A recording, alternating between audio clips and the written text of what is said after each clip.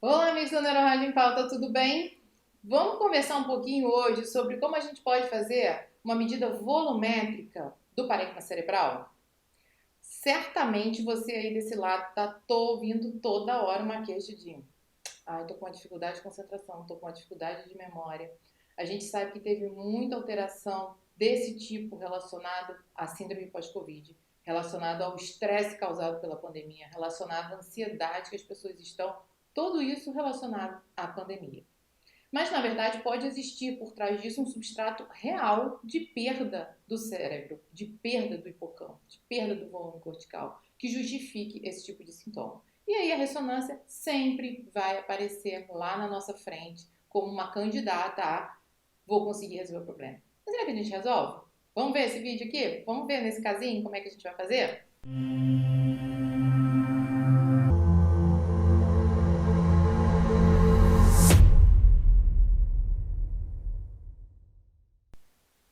Então vamos lá. Essa era uma paciente jovem, 55 anos. Hoje, 55 anos, a gente não espera esse tipo de alteração. Ainda é uma paciente jovem, com estado laboral pleno e vivendo muito bem, e que vem com queixa de déficit de memória. E aí a gente olha, começa a fazer a avaliação normal, como a gente faz do parênquima cerebral, seguindo todo aquele passo a passo em todos os vídeos que você vê aqui do canal relacionados a avaliar sinal, avaliar volume, olhar o padrão de suco compatível com a idade, olhar o hipocampo, usar as escalas principais, tudo isso a gente faz sempre. E aí, olhando essa sequência FLAIR, a gente vê no FLAIR, como a gente sempre faz, buscar áreas de hipersinal que podem representar muita coisa e qualquer coisa, como sempre acontece no FLAIR.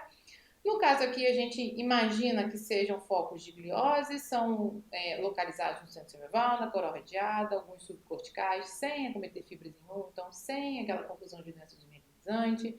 Alguns aqui periventriculares, bem esparsos, que normalmente a gente coloca aquela frase clássica no lado. Foco de sinal hiperintenso, K2 e flare, bilateralmente, no centro cerebral, coroa radiada, indicativo de gliose.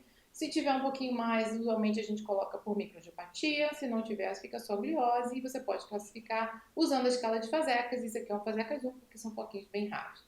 Se essa paciente tiver enxaqueca, justifica? Justifica. Com 55 anos, ela já pode ter um Fasecas 1? Pode. A gente já tem algum grau de doença vascular à medida que a idade aumenta. E você já pode considerar um Fasecas 1 nada anormal para essa faixa etária. Muito bem, depois a gente olha o padrão ventricular. E a gente vê que o ventrículo está fechadinho, ó, os ventrículos laterais. Aqui um terceiro ventrículo alongado, pequenininho, perfeito, menor que 1 centímetro, tranquilo. O quarto ventrículo também, o aqueduto cerebral pérvio. Já aproveito e dar uma olhada na fossa posterior. O flare não é o ideal para isso, mas a gente já consegue fazer uma avaliação se tem acentuação de folia, se tem alguma alteração focal de tronco cerebral. E partimos para a avaliação dos sulcos corticais. Por que eu deixei o sulco cortical por último aqui nesse momento? Porque parece que tem uma acentuação de sulco cortical aqui, ó, nas regiões parietais, que é um lugar que a gente não gosta de ter esse tipo de acentuação de sulco cortical. E aí eu gosto sempre do plano sagital para a gente fazer essa avaliação.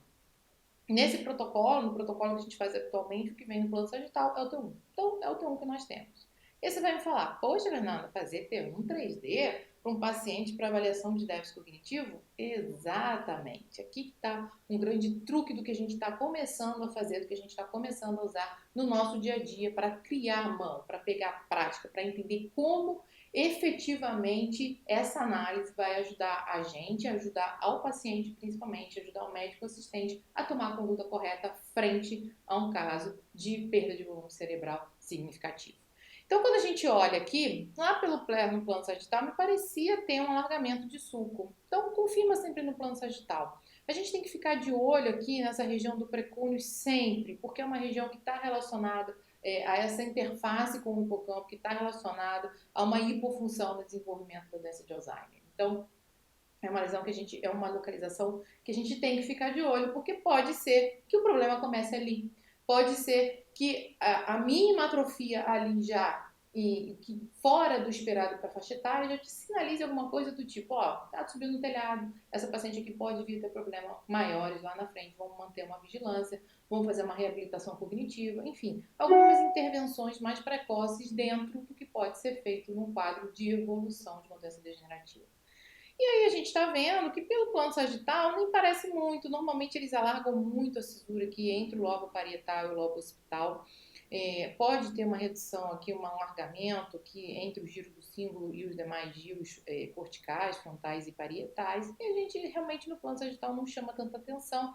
Ela tem sim um alargamento do espaço licórico, mas que talvez até não seja relacionado a essa perda volumétrica e sim a uma variação anatômica própria da paciente. E aí sempre vai ficar essa dúvida. Muita gente vai dar que tem alargamento do sulco parietal, muita gente não vai dar, segue o barco, o paciente continua ali com o déficit cognitivo dela, que pode ser real, realmente justificado por um plano anatômico. Vamos deixar essa informação quietinha, vamos partir para a análise do hipocampo? E aí a análise do hipocampo, ó, ele te mostra no hipocampo o quê? Lindo, maravilhoso. Lembra, para avaliar hipocampo tem que ter o T2 no plano coronal angulado. Não vai fazer qualquer T2, não é um T2 reto do crânio, é um T2 anguladinho para o hipocampo. Como é que faz um T2 angulado para o hipocampo? Vamos voltar lá no plano sagital. Lembrar que o hipocampo é essa estrutura aqui, ó. Então, o corte perpendicular tem que ser assim. Não pode ser aquele T2 reto que a gente marca aqui do frontal occipital. Você vê o hipocampo torto, você vai achar que ele pode estar residuo de volume, quando na verdade ele não está. Então você tem que fazer um corte angulado aqui, exatamente nessa posição, pegando o hipocampo. Usa o sagital para marcar, usa o axial para marcar, para não marcar errado. E aí a gente chega nesse T2 coronal com coronal fino. Como? Normalmente eu falo é o 3/0. É um corte de 3 milímetros ou até mais fino, mas normalmente 3 já resolve bastante, porque a gente já consegue bastante corte, sem espaçamento. Ah, pode ter 0,3 de espaçamento? Pode, depende da máquina que você tem. O ideal é que ele seja o mais fino possível, mas que ele não perca sinal ruído. Que ele não fique aquela imagem granulada, afinal a gente quer ver um hipocampo bonito, mas a gente não quer ver aquele hipocampo todo granulado, feio, uma imagem de uma máquina de 1,5 Tesla parecendo uma máquina aberta, né? É sempre o que eu falo para quem trabalha comigo. Então, o que a gente está vendo aqui é o hipocampo, estamos começando aqui da frente, a amígdala, hipocampo, aquelas corcovas aqui superiores, a cisterna cisura coroideia, aqui já um pouquinho de prolongamento do corno temporal, será que é, será que não é, será que eu valorizo isso? Lembrar que se a gente fala que isso é corno temporal, eu vou dar um MTA score 2 para essa paciente, e ela tem 55 anos, MTA score 2 só passa a ser normal. Alguns falam acima de 80, alguns falam acima de 85, então vai ser muito anormal para ela. Ou se a gente só dá um MTA score 1 com alargamento da cisura coroideia, que é normal para qualquer idade. É igual ao 0, que quando a gente não vê a cisura coroideia. Então, na verdade, o que eu consideraria aqui é um MTA score 1, volume cortical bom, a gente consegue ver mesmo sendo um aparelho de 1,5 Tesla. Se eu aumentar aqui para vocês, a gente consegue ver o giro, o córtex no interior dele, o giro paripocampal, enfim. Tá tudo muito bem definido, tudo muito bem arrumadinho. Se ela tem uma doença real, não está no hipocampo. E aqui a gente continua em dúvida com a avaliação daquele pré-clônus. Sempre olhem a sequência de suscetibilidade magnética. Lembrar, tem um vídeo aqui no canal falando sobre isso, da associação com demência e doença vascular do tipo microangiopatía angiopatia, né? Relacionada a essa questão do depósito do beta-amiloide. Então, pode ser uma associação. Olhem com carinho, procurem com focos de hipossinal, que ela também não tinha. Difusão, olha, mas na verdade a gente não espera achar muita coisa na difusão nesse momento, porque ela não tinha nenhuma outra alteração na sequência FLAIR, pensando numa doença vascular aguda, afinal os sintomas também eram crônicos.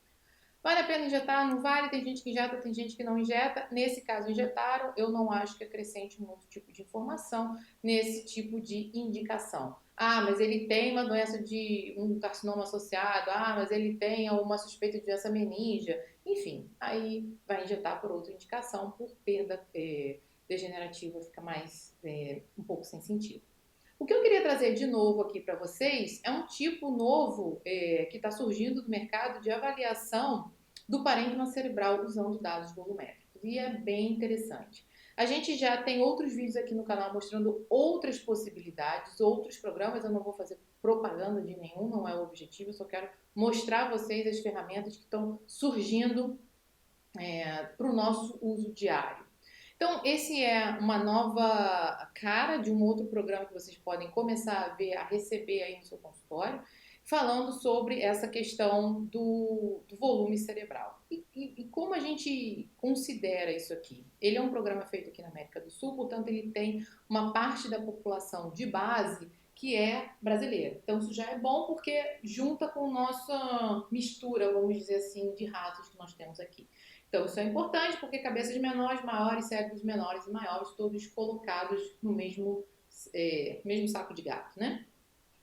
E aí, usando o método de inteligência artificial e não um método baseado em atos como são as outras medições dos outros programas, a gente consegue identificar o que seria normal, né? O programa identifica e se aquele paciente está posicionado dentro da normalidade. Então, vamos ver gráficos como o que a gente está vendo aqui, de volume cerebral, de volume de córtex cerebral, volume de hipocampo direito e esquerdo, volume do ventrículo.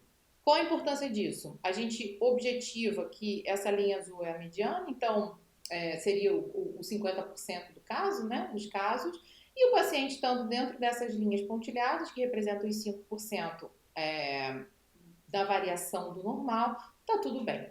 Isso vai vir indicado para você aqui do lado, ó, te mostrando quando existe uma redução de algum percentil significativo. Então, o hipocampo dela, como a gente viu, normal, aqui na linha da mediana, o volume cerebral total também, o volume do córtex cerebral um pouquinho abaixo da mediana, mas longe ainda da linha dos 5%, então tá tudo bem, teoricamente, para essa paciente.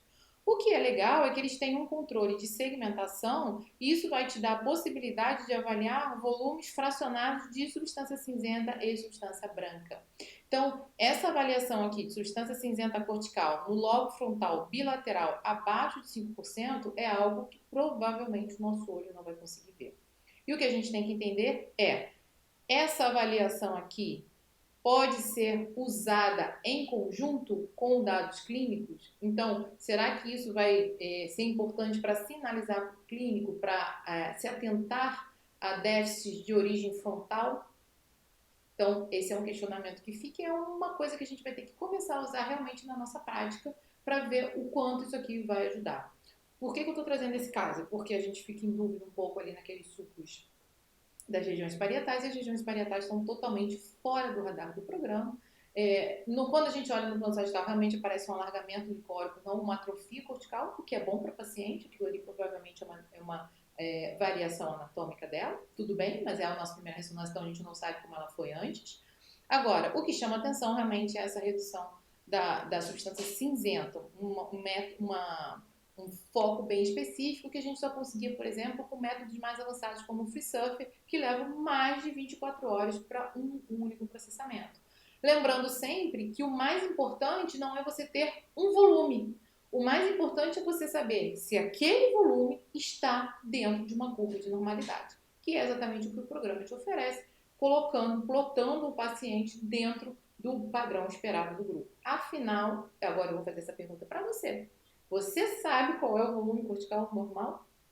Não, porque não existe essa tabela, porque não existe essa medida. A gente tenta usar uma medida de hipocampo, por isso que ela é bastante falha, porque a gente faz de um jeito bastante estranho e é uma variação dentro da nossa cabeça. Da onde foi que saiu 2 centímetros cúbicos como um volume aceitável para hipocampo? A gente usa muito isso na clínica. E aí?